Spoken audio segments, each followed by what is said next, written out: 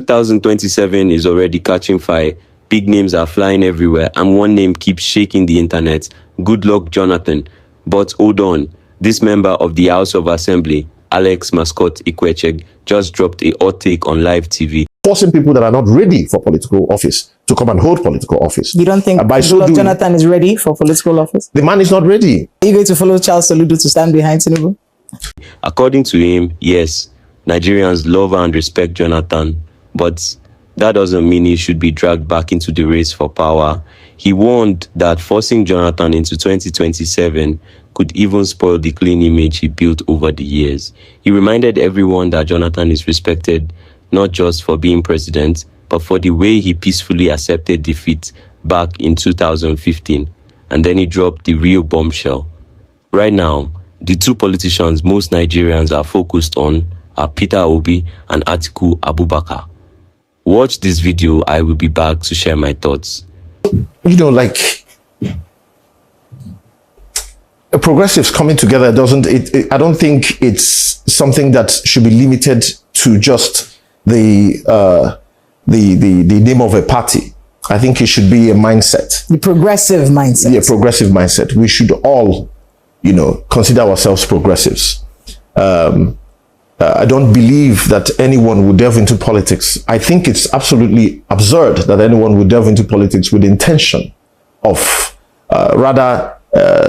driving the Nigerian citizens that they have been charged to govern towards a deleterious path.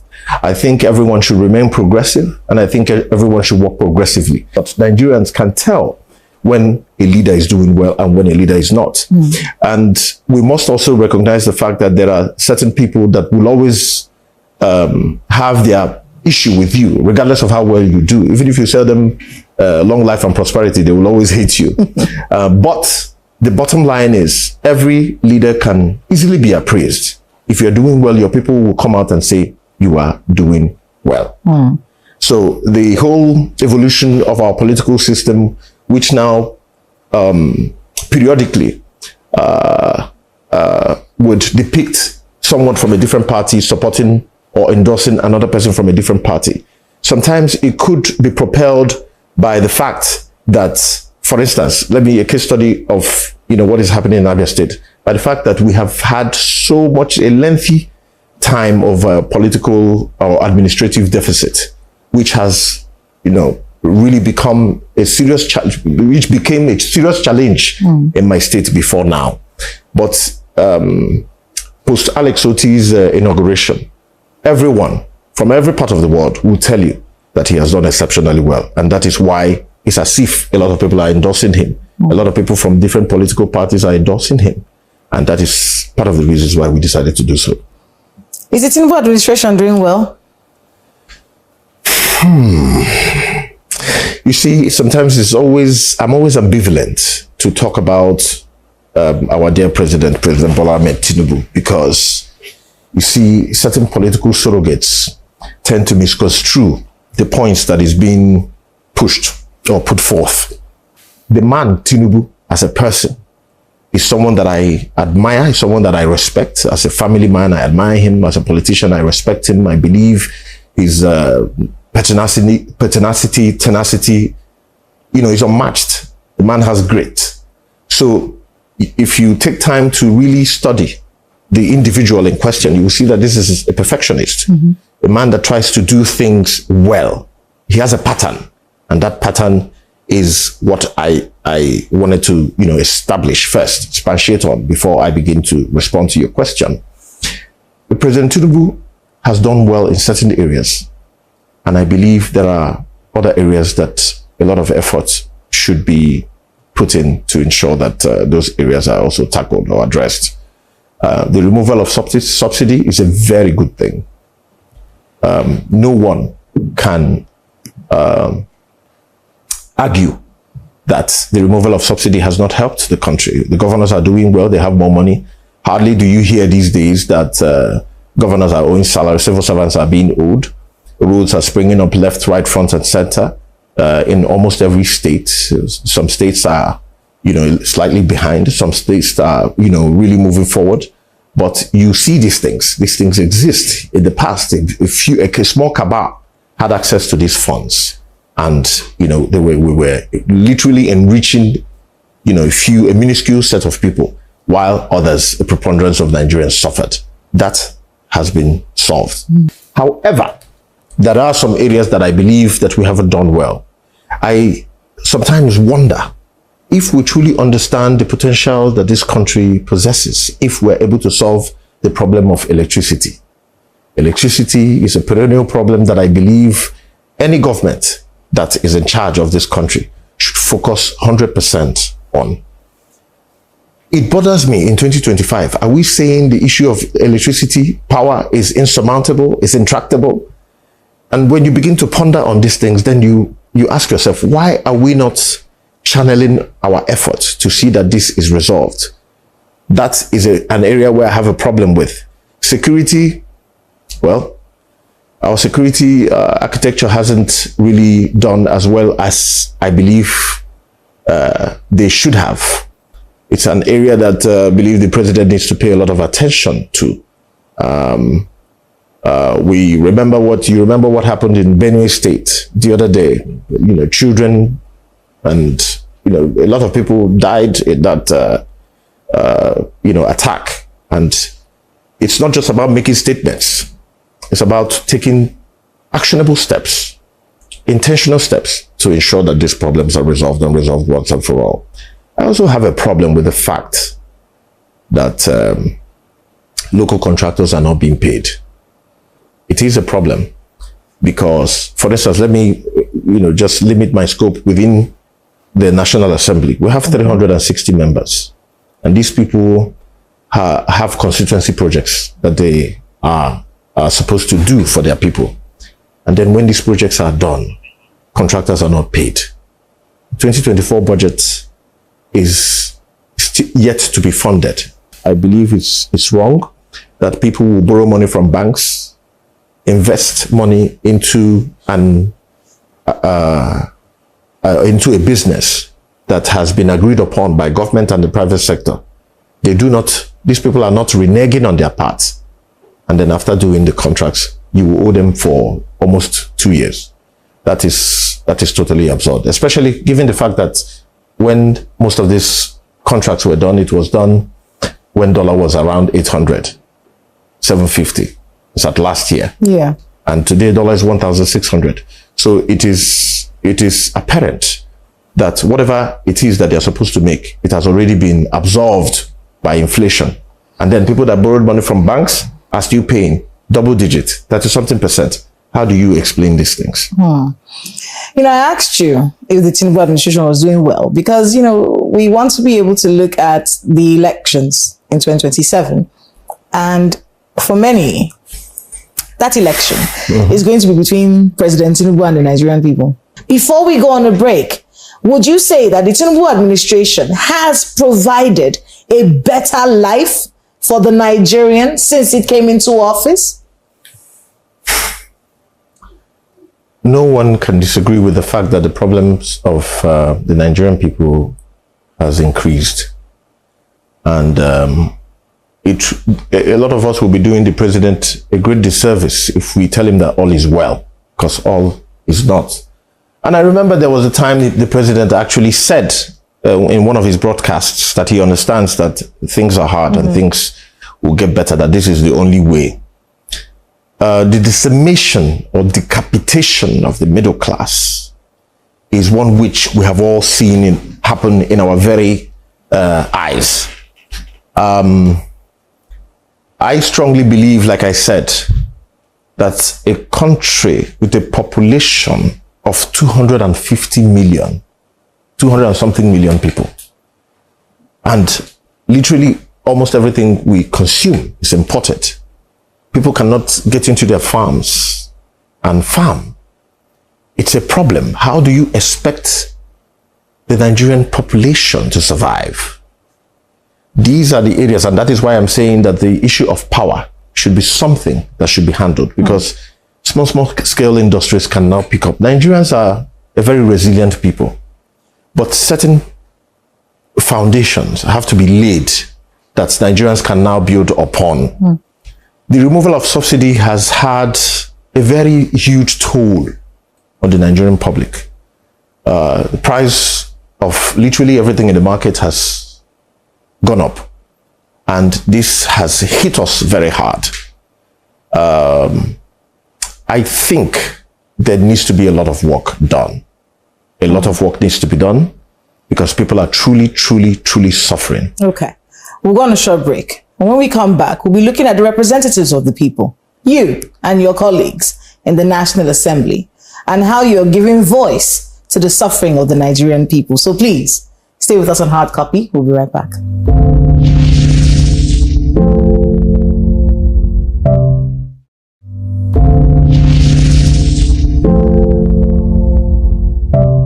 Welcome back to Hard Copy. If you've just joined us, we're speaking with Honorable Alex Ikwechegh, who has been talking to us about a lot of the things going on in our country. And we're about to start talking about him and his colleagues in the National Assembly. Thanks again for speaking with us. The 10th Assembly is being accused of being a rubber stamp assembly. Not just in the sense that we don't see a lot of kickback from the National Assembly when it comes to things that are being done by the executive, but also as a voice of the people. It does feel like it is the voice of the APC, seeing as there is so much going on. Too many members of the APC in the National Assembly. Their ranks have grown exponentially over the years, which makes us wonder if the National Assembly really does truly represent the people, because many of them that went in there, they have defected to the All Progressive. You're one of the few, actually, that remained in ABGA. I think there's about 5 of you. No, I think we're about 4. Yeah, about 5. We're 5. Then we're 5. One person, moved to the Labour Party, I think. Yes, I believe Labour, the other APC. Yes. Yeah. So there's like 4 of you from ABGA. Yes, from ABGA. There, and we've seen dwindling numbers from the Labour Party, from the People's Democratic, dwindling numbers, and the ranks of the APC continues to swell. Let me start with the voice of opposition. How do you, who are so small right now, have a voice in this APC-dominated National Assembly? People have this perception that National Assembly is, in quote, rubber stamp. But like I said in one of my interviews with Benga, I don't believe it's entirely so. A lot of bills have been put forth by the executive sent forth to the parliament, and we have rejected bills, such bills. What about these loans? Has there ever been a kickback from the National Assembly when the executive asks for these loans that we don't understand as a people? Well, it is also important to note that, I'm not particularly in support of taking loans and not knowing what to do with them. But I understand that every country takes loans. Even America, that is considered to be the greatest country in the world, is owing trillions of dollars. It's not a bad thing to take a loan, but it's a terrible thing to just invest into something that will yield no result at the end of the day. If we're taking loans to ensure that our rail line is working, if we're taking loans to ensure that electricity is constant, if we're taking loans to ensure that our infrastructure is, well put together, if we're taking loans to set up more industries in the country, then I am all for it, because there's an arrangement where these loans can be paid, at a certain period of time. But if we take loans to pay salary, or if we take loans for people to do politics, then it makes absolutely no sense to me. I don't want to come across as intransigent, but I queried those loans, and naturally, when loans are sent, when such requests are sent to the National Assembly, there's an explanation of what the monies are meant for.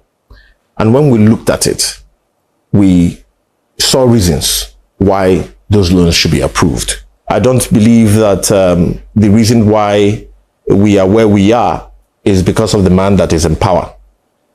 I believe 2 years is not enough to totally rule the man out. So let's give him some time. I believe we haven't started doing politics. 2 years is not enough to rule him out, but 2 years is enough to rule him in, I think. Because what we saw from your colleague, they were endorsing him. I'm only saying, I don't know anything about that, but I'm only saying... You were not among those that were endorsing him. Of course, I'm not in the APC. Okay. And I've been very careful, because sometimes when you say someone is doing well here and someone is doing well in this, not doing well in this aspect, it will seem as if the man doesn't like Tinubu. No, that is not true. This is politics that we're doing, and we're practicing democracy. Let's call a spade a spade. If His Excellency has done well, we will come out and say, Excellency, you have done well. As a matter of fact, the man doesn't need to, it doesn't even need to say anything. Nigerians will say the president has done very well. If the president isn't doing well, Nigerians will also say the president is not doing well. For me, I believe that we are still, the president is still president. Politics or elections will come up sometime in February, March of 2 years from now. It's too early to begin to say he has failed totally. Let us give the man time. Is it too early to say he's doing well? Oh, like I said, it should be too early to say in some areas he has done well. Okay. In some areas he has done well. And we are here having this conversation that there are areas that needs to be taken care of, areas that needs to be addressed. And I expect him to do more in those areas. So let's talk about politics. 2020, because you're a politician. 2027, conversations about Goodluck Jonathan joining the race. So if the South still has 4 years, well, why not give it to Goodluck Jonathan? And besides, if we're talking about a man who you've spoken of, President Bola Ahmed Tinubu, astute politician, very well understood in the political space as someone who knows how to play this game. Correct. The one person who can beat him, many people believe, is a man who is loved, such as Goodluck Jonathan. President Jonathan is a very good man.